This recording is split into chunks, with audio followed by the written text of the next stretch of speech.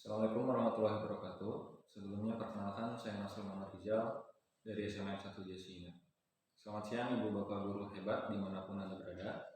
Saya di sini akan berbagi pengalaman saya mengenai pelatihan yang saya ikuti dalam platform Guru Belajar yang diprakarsai oleh Dirjen GTK Kemendikbudristek.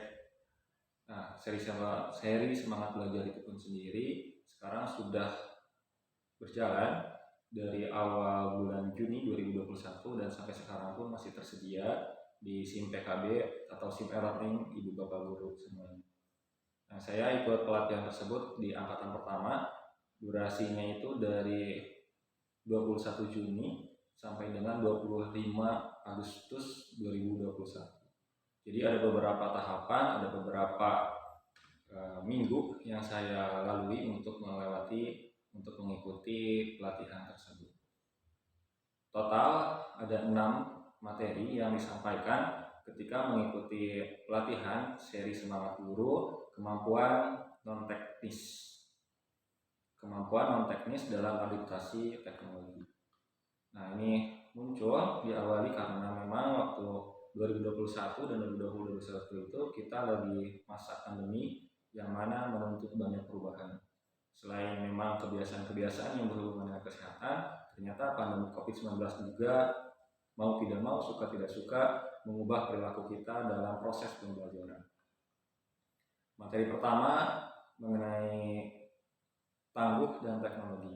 Jadi, tangguh dan teknologi ini adalah materi yang membahas mengenai pentingnya kita menggunakan teknologi dan apa itu teknologi dalam pendidikan atau pembelajaran. Jadi yang sering kita lupakan adalah bahwasannya yang namanya teknologi dalam pembelajaran itu adalah tidak semua hal yang memang canggih dan memang sulit untuk diterapkan. Penerapan pembelajaran, penggunaan teknologi dalam pembelajaran itu bisa dimulai dari hal-hal kecil yang memang kita kuasai. Contohnya seperti ini, ketika Ibu Bapak Guru sebelumnya, ketika memang masih sebelum masa pandemi, belum pernah menggunakan yang namanya itu PowerPoint. Nah, ketika Ibu Bapak Guru menggunakan PowerPoint dan menggunakan WhatsApp sebagai platform untuk pembelajaran, maka itu dikatakan sebagai pemanfaatan teknologi. Jadi tidak perlu kita berpikir bahwasanya teknologi dalam pendidikan itu adalah teknologi-teknologi yang memang memerlukan kecakapan khusus, karena memang harus disesuaikan juga dengan kemampuan dan kondisi kita. Nah, Ibu Bapak Guru, sebagaimana yang kita tahu, PJJ atau pembelajaran jarak jauh itu benar-benar menyita perhatian kita, menyita waktu kita, terutama dalam menyiapkan pembelajaran. Nah, tangguh dan teknologi ini kita sedikit banyak akan diberikan wawasan bagaimana untuk menggunakan teknologi yang tepat dan cocok untuk bisa dimanfaatkan. Sekali lagi, tepat dan cocok, bukan canggih, bukan baru, seperti itu. Nah, yang kedua itu adalah pelajaran mengenai berpikir kritis. Nah, berpikir kritis di sini, ini konteksnya memang secara umum dan secara khusus. Umumnya adalah ketika berpikir kritis kita kaitkan mengenai dengan kemampuan, maka berpikir kritis itu adalah kemampuan yang harus kita miliki, skill yang harus kita miliki di abad 21 ini. Ya, berpikir kritis di sini artinya adalah bukan sebatas kita mengkritis sesuatu, tapi berpikir kritis dalam pelaksanaan pelatihan tes di sini kita dibangun atau diajarkan untuk mengkonstruksikan bagaimana cara untuk berpikir kritis. Dan kabar baiknya adalah berpikir kritis itu ternyata bisa dipelajari dan dibiasakan. Maka ketika kita berbicara mengenai berpikir kritis, kita bisa melakukan tahapan-tahapannya. Salah satunya adalah dengan cara saya sadar maka saya berpikir. Ya. Jadi di salah satu pemateri di sini menjelaskan bagaimana kita untuk berpikir kritis.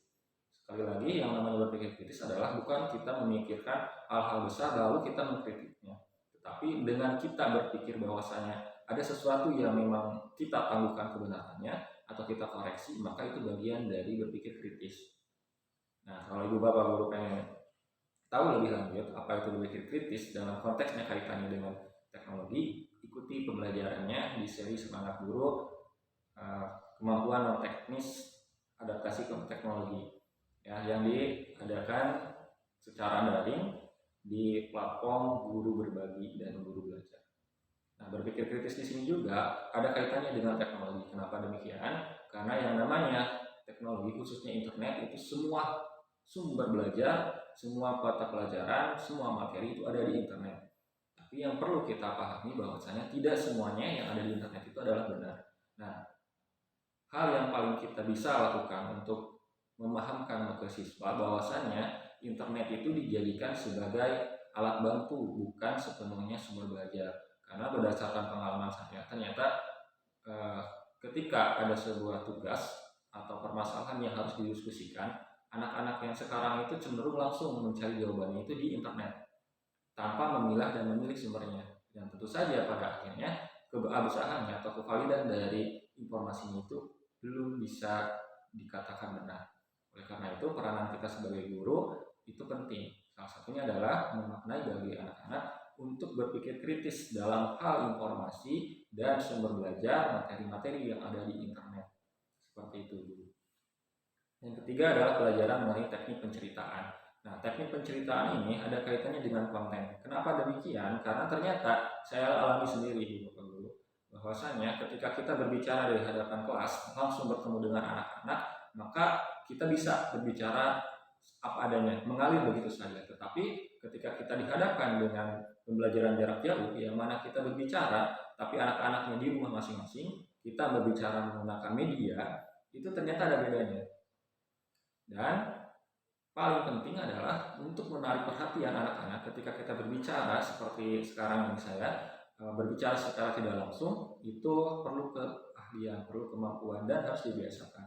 Nah, pada pelajaran ketiga teknik penceritaan ini kita diajarkan, kita diberitahu bagaimana caranya untuk membuat konten, untuk membuat perencanaan konten dan apa tujuannya kita untuk membuat konten tersebut. Atau dalam hal ini adalah video-video pembelajaran. Ya, supaya video pembelajaran yang kita bikin ataulah kita belajar secara PJJ, maka materi yang kita sampaikan itu bisa sampai dan dimaknai secara utuh oleh siswa, sehingga tidak akan ada yang namanya miskonsepsi atau misinformasi. Nah, yang keempat, ini juga tidak kalah penting Bapak Guru, yaitu adalah komunikasi efektif. Komunikasi adalah salah satu hal yang paling penting dalam proses pembelajaran. Komunikasi efektif dikatakan efektif bila mana apa yang kita sampaikan, materi ajar yang kita sampaikan, pesan yang kita sampaikan dapat dipahami, diterima secara utuh oleh peserta didik kita, oleh siswa-siswa kita. Nah, teknik penceritaan ini, komunikasi efektif ini, nanti kita diajarkan juga, diberitahu, sekaligus nanti ada praktiknya, bagaimana sih cara untuk berkomunikasi efektif. Bagaimana cara kita membangun kata, menyusun kata, mengucapkan kalimat-kalimat yang meskipun singkat, padat, tapi jelas dan bisa dimaknai oleh peserta didik kita, sehingga tidak dipungkiri gitu kan. Kalaulah ternyata memang kita komunikasinya efektif, kita tidak perlu memerlukan waktu yang lama untuk menjelaskan, singkat, padat, dan jelas. Intinya seperti itu. Itulah komunikasi efektif. Nah, yang kelima ini berdasarkan pengalaman, dan saya yakin semua ibu bapak guru pasti mengalami. Itu adalah kelas campuran atau disebut juga dengan blended learning. Nah, blended learning ini atau kelas campuran ini itu adalah perpaduan antara sinkronus dan asinkronus atau tatap muka dan daring, luring dan daring. Tapi ternyata kita sering salah artikan bahwasanya kelas campuran atau PJJ itu adalah guru digantikan oleh teknologi, bukan kita memanfaatkan teknologi untuk belajar. Contohnya adalah kita seringkali mengirim materi-materi, link materi itu langsung di WA dan anak langsung membaca, setelah membaca merangkum tanpa ada penjelasan dari kita. Bukan seperti itu. Ya, jadi kelas campuran di sini atau blended learning ini itu adalah perpaduan. Mana yang bisa dikerjakan siswa secara mandiri, itu disebut dengan sinkronus, dan mana yang memang perlu bimbingan kita asinkronus. Karena mau tidak mau COVID-19 membuat siswa harus lebih mandiri dan kita selaku guru harus membersamai mereka. Dan yang keenam, ini juga tidak kalah pentingnya, itu adalah kolaborasi dan dampak. Nah, khusus untuk kolaborasi ini disampaikan langsung oleh Dirjen GTK Guru. Jadi kolaborasi di sini artinya adalah Zaman sekarang itu bukan zamannya untuk saling berkompetisi, tapi kita harus saling berkolaborasi, saling melengkapi. Ya, jadi ini juga adalah salah satu skill atau kemampuan yang harus kita miliki di abad 21 ini. Pertama kan tadi berpikir kritis, yang kedua adalah komunikasi, yang ketiga itu adalah kolaborasi. Nah, untuk kolaborasi di sini, Dirjen GTK itu sekarang sudah mengeluarkan banyak sekali program, banyak sekali seri pelatihan-pelatihan dan bimtek yang bisa ibu bapak guru ikuti melalui platform Team e-learning atau guru belajar dan guru berbagi. Itu bisa kita masuk melalui SIM PKB masing-masing atau kita pun langsung mengaksesnya dengan cara cari aja di Google SIM e-learning guru belajar. Kalau memang kita mau belajar, kita mau mengikuti pelatihan-pelatihan seperti yang saya lakukan, saya mengikuti seri Semangat Guru, kemampuan non teknis adaptasi teknologi. Nah, selain itu juga masih banyak juga yang memang pasti ada manfaatnya, dan kelebihannya adalah kita sendiri yang bisa mengatur jadwal kapan kita harus belajarnya, kapan kita istirahatnya. Tidak ada batasan, maksudnya tidak ada kewajiban kita harus melaksanakan pada jam sekian sampai jam sekian. Enggak, yang ada itu adalah target penanggalannya saja. Jadi mau pagi, siang ataupun malam itu pilihan ibu bapak guru untuk belajar. Nah, selain guru belajar juga ada juga yang satu lagi itu adalah guru berbagi. Nah, untuk guru berbagi itu adalah diisi dengan berbagi kisah-kisah atau praktik baik yang dilakukan oleh ibu bapak guru selama pembelajaran. Pun dalam guru berbagi juga ada dibagikan juga mengenai perangkat pembelajaran yang tentu saja itu semua adalah salah satu keperluan atau kebutuhan yang kita perlukan sebagai guru.